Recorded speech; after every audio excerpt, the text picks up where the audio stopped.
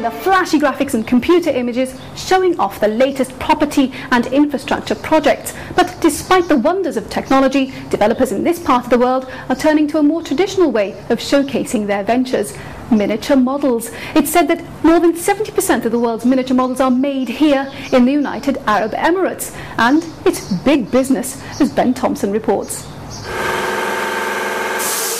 Dubai might be known for building the world's tallest tower or the planet's biggest shopping mall, but that construction boom has sparked interest in some of the world's smallest buildings too. At this factory in Dubai, they're putting the finishing touches to one of the new models. The company that produces them here is the largest in the world, and a symptom of the booming property market in the region. But why all the fuss over such traditional models when computer graphics and artists' impressions can illustrate the same thing at much less expense and much more ease? Model makers are quite important to development or to development companies.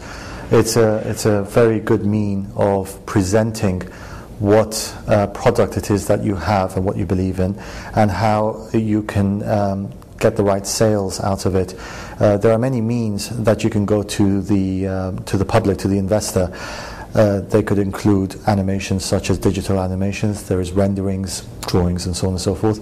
But a model is a physical item that you can touch, that you can feel, and it gives you the descriptive feeling that you need for the development that you're working on. And that's why model making and model makers, and a model in particular, is very, very important to us. People talk about models and they think, well, it's just a bit of acrylic or, you know, some trees and so on and so forth. But that is the catalyst for what your development is all about. And so for the founder of this business, that's great news. He's been in Dubai more than 20 years, and in that time the firm has grown from just 2 staff to more than 560. He exports models right around the world, but says more than 85% of them stay in the United Arab Emirates. The property market here has changed dramatically, and with it he's seen soaring demand for models of new developments. The demand has gone so strong and so fast. It's just really, model making is not anymore a hobby or something that's a one-man show can do. We are an industry now. I have an electrical department, I have a landscape department, I have an engineering department, I have an interior design department. They're all under our roof. The whole process of model maker is nothing like before. The developers are really pushing the model makers to their limit.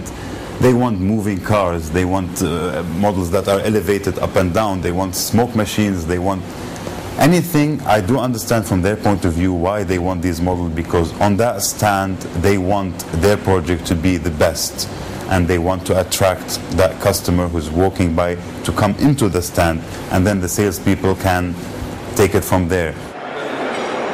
And that's the key issue. The model gives people an impression of what the site will look and feel like long before the diggers and cranes have moved in. That's a time when developers need the financial backing and support from investors and customers. And so as long as the model pulls in the cash, it's done its job. Model making isn't just a hobby here, it's big business. Some of these warehouses contain some of the most technologically advanced models in the whole world. So much so developers are keen to keep those models under wraps. We've not been allowed access to some of the newest because they'll be unveiled at a big ceremony later in the year. Of course, each developer wants theirs to be the biggest and the best, but whether they're talking about the actual development or just the model is another question. But what happens to models when all the excitement has died down? Some may travel the world at exhibitions and trade fairs, others sit gathering dust, and some are simply destroyed to make way for something bigger and better.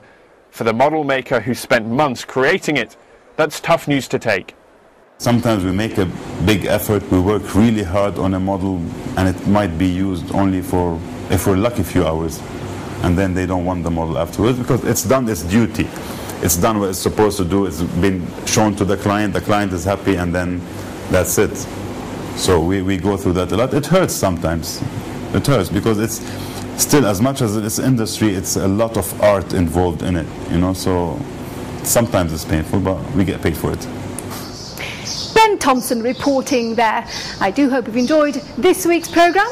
Before we go, let's take a quick look at how the region's major markets performed. And let me remind you of our email address. It's thebiz@bbc.co.uk. Do email us if you think you have a story for us, or if you'd like to comment on anything you've seen on the programme.